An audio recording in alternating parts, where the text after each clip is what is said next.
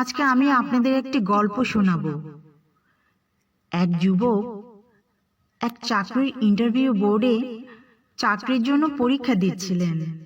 Interview টেবিলে sir কিছুক্ষণ চুপ করে রইলেন। তারপর ভারী গলায় বললেন, বাহ, তোমার সার্টিফিকেট তো বেশ ভালো। তোমাকে আর প্রশ্ন করতে যাচ্ছি না, তুমি ধরে নাও তোমার চাকরিটা হয়ে গেছে। কিন্তু সমস্যা হচ্ছে, আমাদের বড় স্যারকে উপহার হিসেবে 5 লাখ টাকা দিতে হবে। তুমি 1 সপ্তাহের মধ্যেই টাকাটা জোগাড় করে দাও, তারপর তোমার নিয়োগ দেওয়া হবে। ছেলেটি রুম থেকে বের হয়ে বাড়িতে এসে তার বাবাকে বলল, বাবা, আমাকে 5 লাখ টাকা তুমি জোগাড় করে দাও, তা না হলে চাকরিটা হবে না। গ্রামের সহজ সরল বাবা নিজের ছেলের চাকরির জন্য ভিটা বাড়ি বিক্রি করে 5 লাখ টাকা জোগাড় করলেন।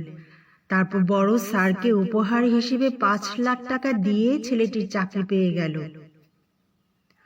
আজ বড় স্যারের ছেলের জন্মদিন। বাড়িতে বিশাল পার্টির আয়োজন করা হয়েছে। তিনি বাড়িতে ঢুকেই তার ছেলেকে নাম ধরে ডাকতে শুরু করলেন।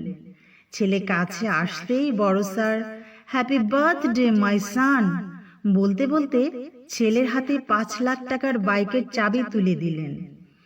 বাইক পেয়ে ছেলেটি খুশিতে আত্মহারা হয়ে বাবাকে জড়িয়ে ধরল আর চিৎকার করে বলতে লাগলো, আমার বাবা পৃথিবীর শ্রেষ্ঠ বাবা। বড় স্যারের ছেলে আজ বাইক নিয়ে ঘুরতে বেরিয়েছে। ঘন্টায় 80 কিলোমিটার বেগে রাজপথে খুব তীব্র গতিতে ছুটছে। হঠাৎ ট্রাকের ধাক্কায় সবকিছু যেন এলোমেলো হয়ে গেল। বড় স্যারের ছেলেকে হাসপাতালে ভর্তি করানো হলো। হাসপাতালের বড় ডাক্তার বড় স্যারকে বললেন, আপনার ছেলের অবস্থা ভালো নয়, খুব জটিল একটা অপারেশন করতে হবে। আপনি কাউন্টারে 10 লাখ টাকা জমা করে দিন। বড় স্যার কোনো উপায় না দেখে মেয়ের বিয়ের জন্য ব্যাংকে জমিয়ে রাখা টাকাগুলো কাউন্টারে জমা করে দিলেন।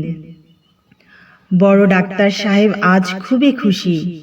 3-4 লাখ টাকার অপারেশনের জন্য 10 লাখ টাকা নিয়েছেন, পুরোটাই যেন লাভ। খুশিতে ডাক্তার সাহেব তার একমাত্র মেয়ের জন্য স্বর্ণের নেকলেস কিনে বাসায় ফিরলেন। বাসায় ঢুকেই তিনি তার কলেজ পড়ুয়া মেয়েকে মামনি মামনি বলে ডাকতে শুরু করলেন। ডাক্তার সাহেবের বউ কাঁদো কাঁদো গলায় বললেন, মেয়ে তো এখনো বাসায় ফেরেনি। বড় ডাক্তার সাহেব তার মেয়েকে অনেক খোঁজাখুঁজি করলেন, কিন্তু কোথাও কোনো খোঁজ পেলেন না। তিনি কোথাও খোঁজ না পেয়ে দিশেহারা হয়ে পড়লেন। ঠিক তখনই অপরিচিত এক নাম্বার থেকে ফোন কল আসে। ফোনে ওই প্রান্ত থেকে জানালো, আপনার মেয়ে আমাদের কাছে। মেয়েকে ফেরত পেতে চাইলে মুক্তিপণ হিসেবে 20 লক্ষ টাকা আমাদেরকে জমা করে দিন। কথাটা শুনে বড় ডাক্তার সাহেবের স্ত্রী স্ট্রোক করলেন। শিক্ষামূলক গল্পের দর্শকেরা, আমরা এই গল্পটি থেকে কি শিক্ষা পেতে পারি? আপনি অতীতে যা করেছেন, বর্তমানে যা করছেন, ভবিষ্যৎ তার চেয়ে অনেক ভয়ঙ্কর রূপে আমাদের কাছে ফেরত আসে। সুতরাং সময় থাকতেই আমরা সাবধান হয়ে যাই, আমরা সৎ পথে চলার অভ্যাস করি।